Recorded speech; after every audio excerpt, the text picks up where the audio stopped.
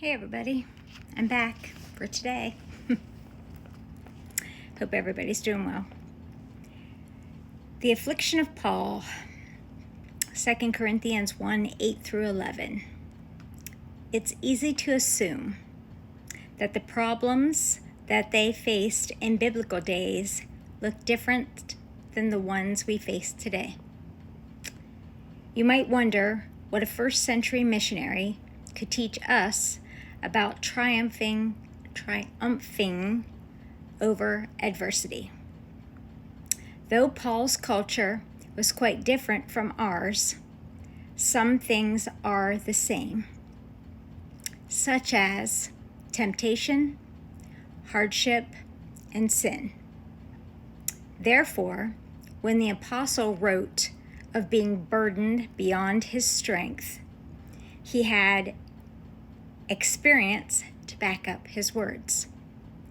Paul despaired even of life, 2 Corinthians 1:8, but he trusted in the God who controls all things. He believed the Lord would sustain him through difficult circumstances. How could he be so certain? Paul learned to trust God during the affliction in the same way that he would when he was thrown into high-pressure situations, which seemed impossible, against all odds, and yet he saw the Lord triumphant. We understand divine power when we reach the limits of our own strength and we feel God's supernatural energy see us and carry us through. Rather, sometimes we just have the promises of God when we're trying to hang on to the very needs with absolutely nothing. Our faith grows stronger when we just trust Him in our times of affliction. God's strength is available to all believers who confess their weakness and ask for His strength. In effect, we give ourselves and our situation to Him and just wait for Him to keep His promises. I have talked about 2025 being a better year, things getting better, and you guys won't even believe what's happening now. I don't know if you were with me whenever I had storm damage and I was going through that horrible situation where I had siding crew, roofing crew, and one crew got fired, and I think I had 3 crews here, and the job took like 5 months while I was doing some spring cleaning. And I noticed that some of my house is old, so I have plaster, I don't have drywall. And I noticed some bubbling around one of my upstairs windows.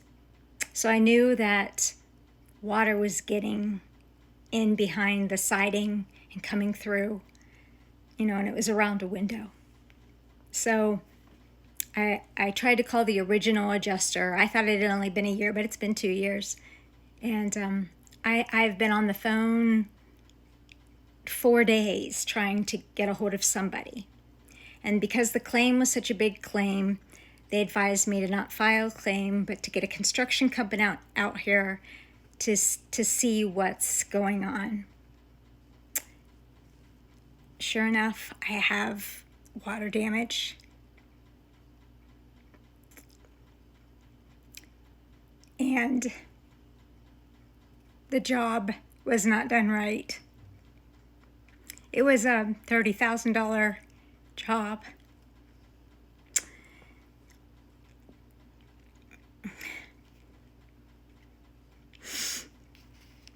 So they're going to write up a claim for me, everything that they saw that was wrong.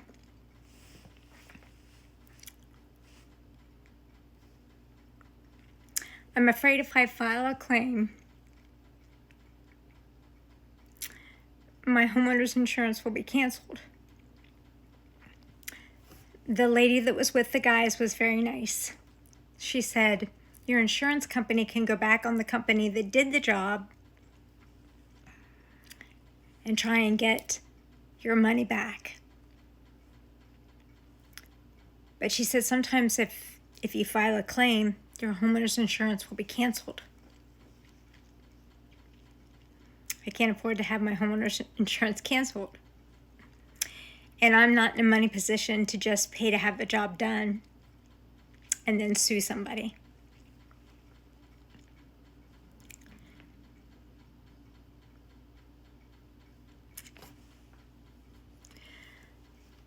My fear when they were doing the job originally, because I took a lot of pictures, was that the job was not being done right. That was my fear. Well, that was confirmed now, 2 years later. And I love my house. And a lot of you know my story and a lot of you don't.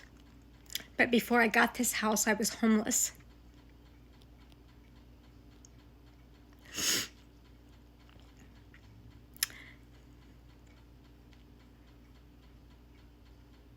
I lived in one of my clients' basements.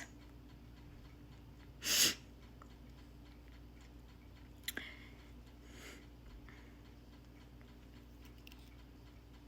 was a very nice basement. But I put everything that I had into this house. It was a foreclosure. My dad helped me get it. And my dad and I spent 6 weeks working on this house.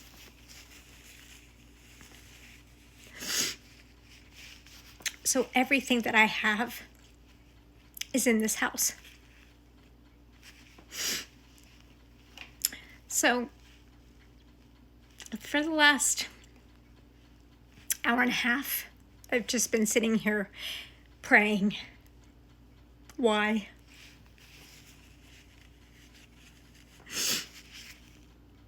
What to do? You know, my daughter came over and read through the paperwork, the insurance paperwork.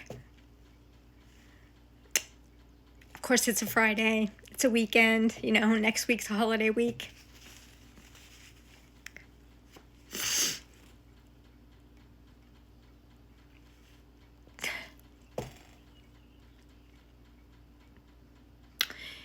Materialistic things don't matter. But I have lost so much in my life.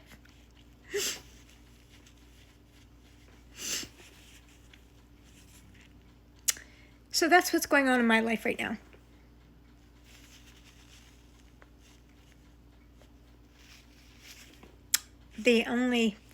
This is my retirement. My home is my retirement.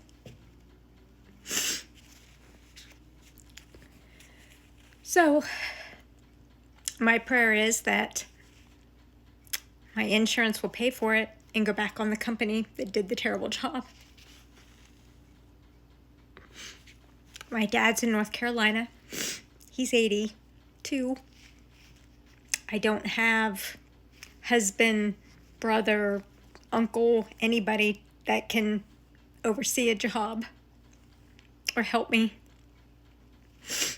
I have a daughter, and she's a big help. She has a lot of allergies. She's allergic to dust, mold, and grass. Right, so right now this is the worst time of year for her.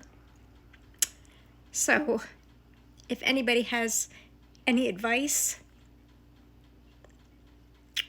or just pray for me, because I don't have a clue what to do. But welcome to almost June of 2025. Love you, my friends.